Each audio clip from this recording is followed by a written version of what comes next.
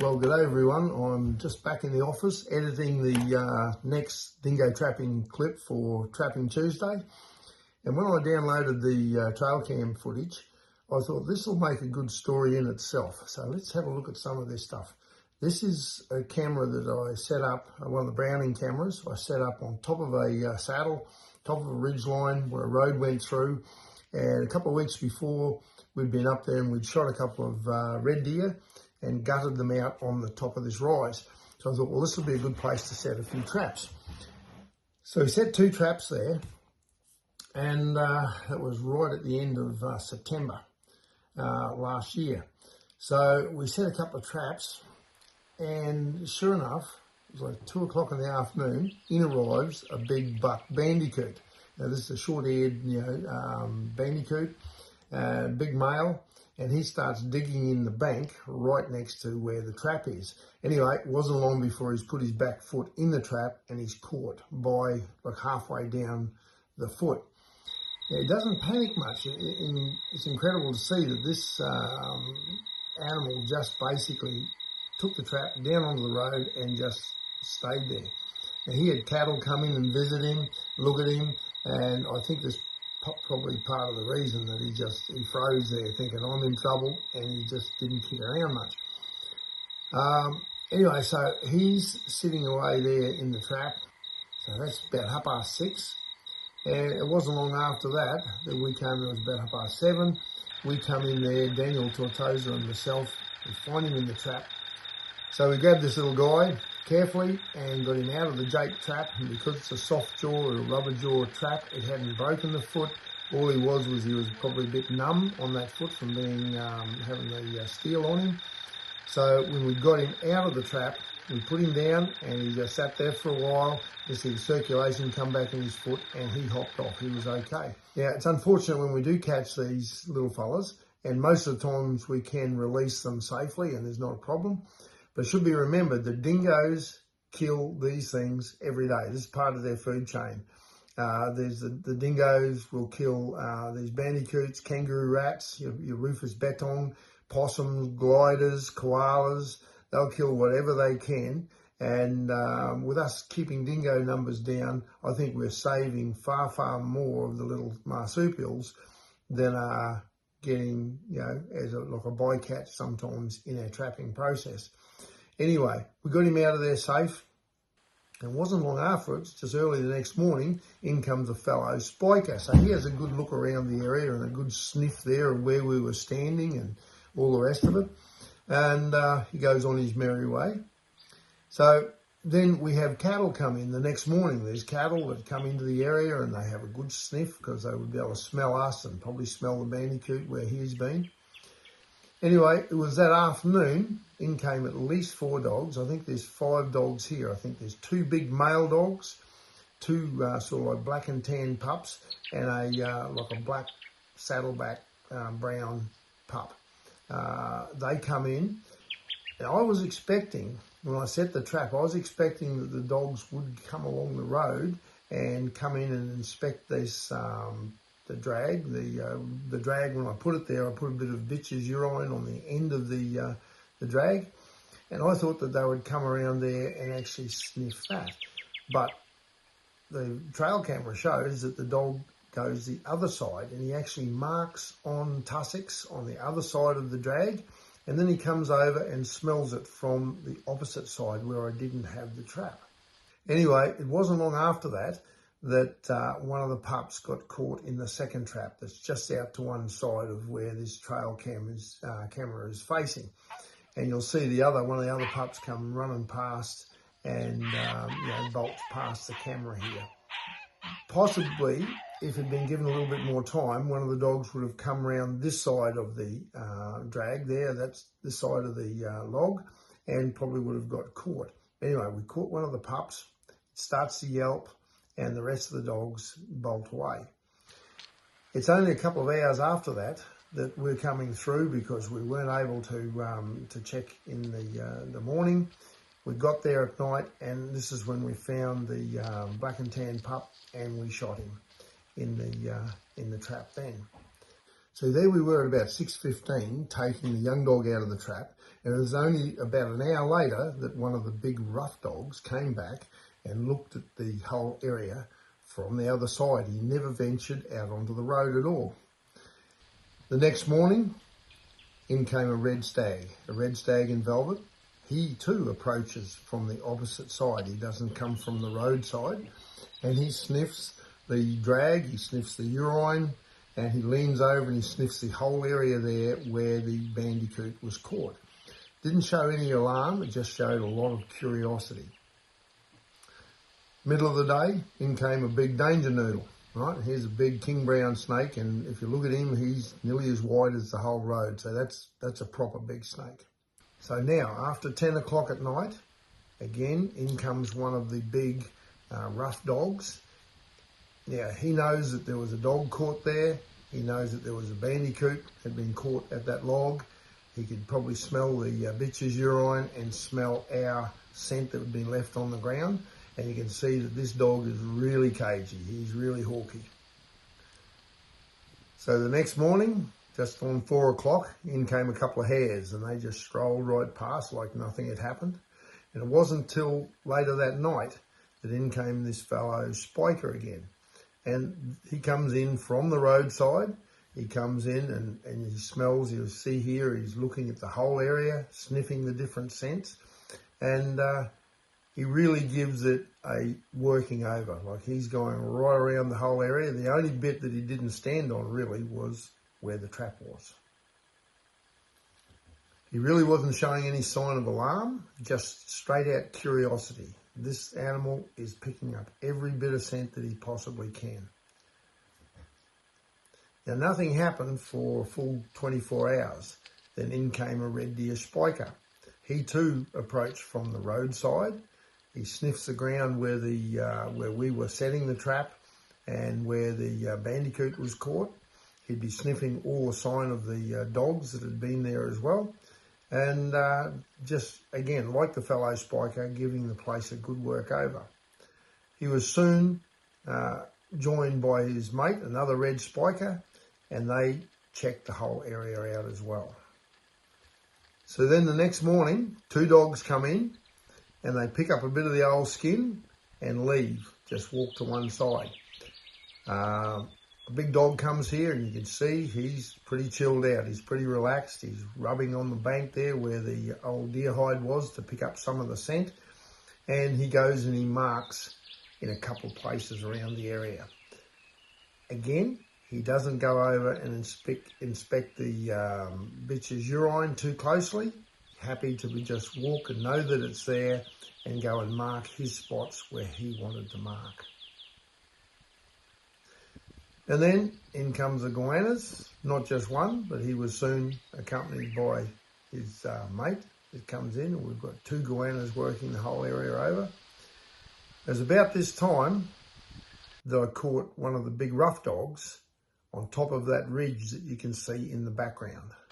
So I've come back, inspected the traps, and nothing's worked here, but we're catching the dogs about a kilometre away on the next ridge. Now, to me, that was very interesting. And I look at it and say, did I just pick the wrong place? Because I didn't go on any place that the dog had actually marked. I put the drag there, and I used that as my marking post with bitch's urine. It might be that the dogs just realised that something was different, that log wasn't there the day before. Maybe that was one of their favourite places. So they might have seen the drag as something that was unusual, that had been put there. And the bitch's urine on it, they didn't recognise it. They'd got a smell. They could probably smell our smell on the ground and the bandicoot. And all in all, they go, we don't really like that. And he's keeping a safe distance. So that's an interesting thing, where if the trap had been where they were marking on the tussocks or on that little roll of dirt, the results might have been we might have caught one of those big dogs there.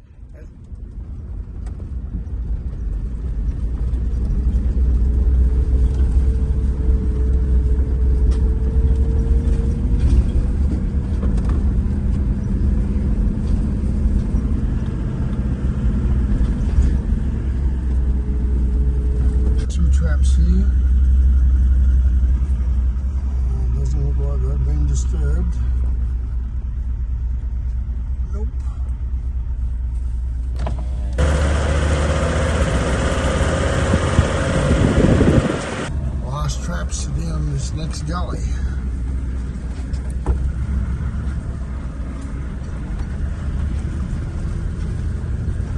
Don't have a dog, we've got a fox. Nearly as good.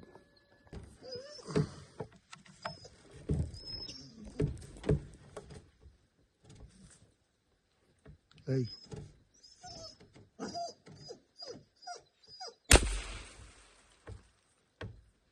Okay. At least it's a catch. Dogs are going crazy. Right. A little Reynard. Couldn't get a better catch than that.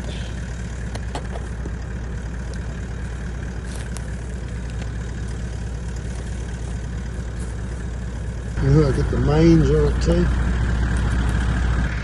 Righto, smell a stinking little fella. I remember when we used to skin these things for like $50 a pelt. I used to reckon there was more than $50 worth of stink on one of these things. Well, we're checking the second last day now. After tonight, this will be a week we've put into this program.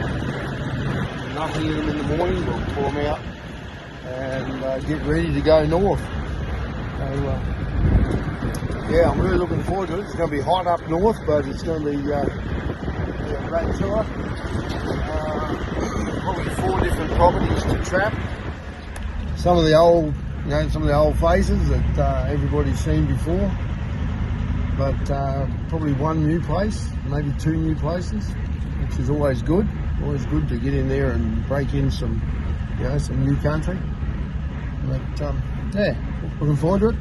Great to have you all along. The guys from down, and Mark from Redlands down there, and the doctor from over in the Philippines, and Minnesota rancher, and the guys from Alaska and from Scotland and from Spain, and our Kiwi cousins, some of the great trappers in South Australia, hillbilly gang up there in Charters Towers. We've got Lou, and we've got some of the lovely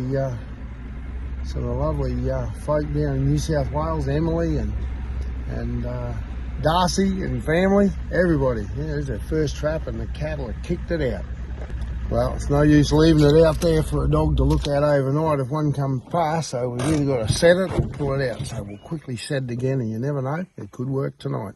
Hopped out, and I can hear it. I got a flat tyre. I've staked it. Dang. Well, let's get it changed. What we can do. Righto, well, put us about 20 minutes behind, but changed it over quickly. Chucked all the gear in the back. I'll sort her out later on. And let's get these traps checked before dark. I don't want our scent too fresh around here now. I like to drive past them without even touching them, so if there's a dog that does come along tonight, he's not spooked away from them. But I don't want a dog left in there. I usually check in the mornings. That's what I prefer to do. But a lot of times in the mornings, you'll still have dogs that'll be snooping around your trap sets at 8, 9 o'clock, 10 o'clock in the morning. So you've either got to check sort of from that midday onwards. And today, well, we just got too many other things happening, so it is what it is. All right, we get up to the next trap set, and it's been kicked out too, so we'll chuck it in quickly, you never know. And that one, it was kicked out by a wallaby. You can see the drag marks of the tail where it's gone through there during the night. Big flat-footed old wallaby, usually they've got such a long foot. They'll set a trap off and probably kick them up in the air a little bit, but it usually doesn't catch them. This is where I really do think we're going to catch another one. If we are going to get one, is up here at this next set, up where we've got the 2 other big fellas. Nothing.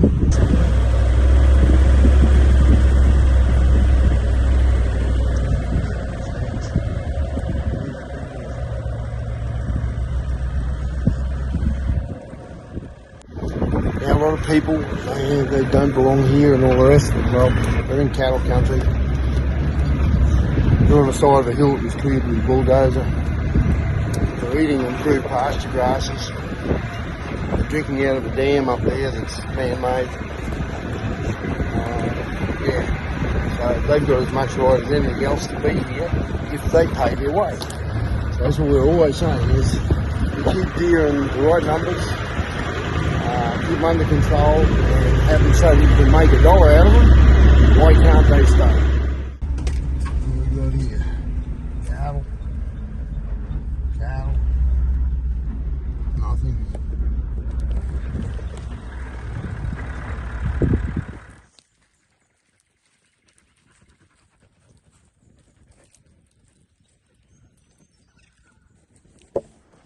What are you doing? Look out. No. Beautiful morning. I'm sitting back here at about, it's about 10 to 6, I suppose. And just cooked myself up my last lamb chop. And, well, it was lamb at some stage in its life. It's still good. Plenty of cayenne pepper. Thanks, Cousin Gary. I'm nearly addicted to cayenne pepper now. It's beautiful. Just to be able to chuck a swag out and start a fire, you know, cook up a feed and camp for the night on the side of a road, that's a very Aussie thing to do, you know. We've always done it. Now, nearly everywhere you go, you see things closed off, not allowed to camp here, not allowed to camp there, and you've got to pay for everything, and that's good. If somebody's providing services, that's great. But a lot of times, and a lot of us just like to take everything ourselves and do it very basic. Start a little fire, be responsible. We'll always be responsible with fire. And, yeah, just camp for the night. We can't lose that, people. We've got to maintain that. We've got to do that. Do you reckon, Brandon? You just want to pinch my lamb chop, don't you? Yeah, you just want to pinch the lamb chop. You don't care about heritage and history, no. You care about lamb chop. Well, you're not getting it. Okay. You can get a little bit of it, right? By the time I share it with everybody here, there's not much left. You're a bludger. You are a bludger. A dog with no scruples. Unfortunately, I think that's the way it's going to be today. I don't feel lucky at all.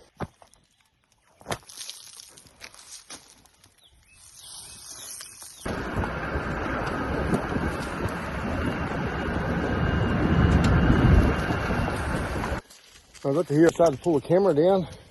When I looked over here, this trap set's gone. So we got something in here. Brandon, hunt him up, hunt him up, hunt him up, hunt him up, hunt him up.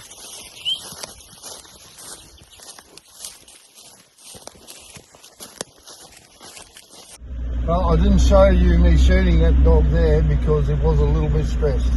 Unfortunate, when it pulled the drag away and only gone about 20 metres, it rode up over a little stick sticking up out of the grass and pulled back, and it must have then just spun itself around and it ended up with 1 foot right up in the air.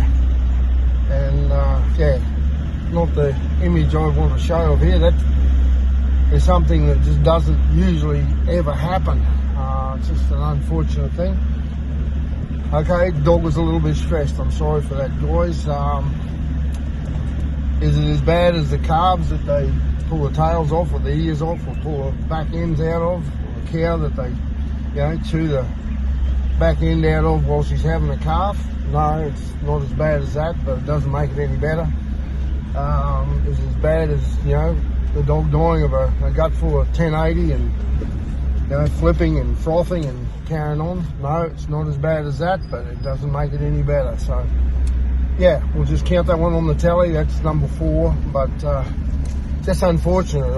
I missed it last night when I came through, and I found it this morning, but it had an extra night out there, and yeah, sorry about that. Morning. Good day. Oh, look at you, beautiful.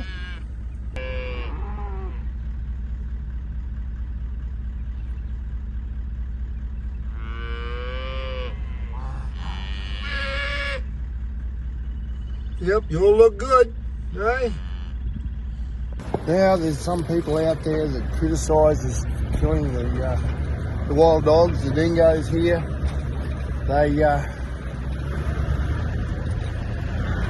say we should get rid of the cattle and the sheep and all our livestock. They don't belong here, all the rest of it. And these hypocrites will then go and wear things that are derived from products of rural industries. They'll eat meat. They criticise the petrochemical industry while wearing and using stuff that's all made out of the byproducts of that industry. Hypocrites, absolute hypocrites. But one of the reasons I do what I do is that I can go past some other cows like that, the calves, and they're all intact. There's no tails missing, there's no ears missing, right? And it looks like every cow's got a calf. You think, well, I haven't wiped the dogs out, there's still plenty of dingoes out there, but we've just kept the balance. And that is what we're aiming at. We're just looking to keep the balance. And that there gives you a sense of accomplishment. I've trapped in here, I've taken out the problem dogs, and we haven't caught one of these green goannas, nothing. That's because I've selected, basically, pretty much all through here has been urine and gland-based sort of attractants. And kept any of the stuff I put out, like skins and that, I've kept them to one side. So these guys will come in and have a feed, but they're not getting stuck in the traps. So, yeah, always makes you feel good when you can do that.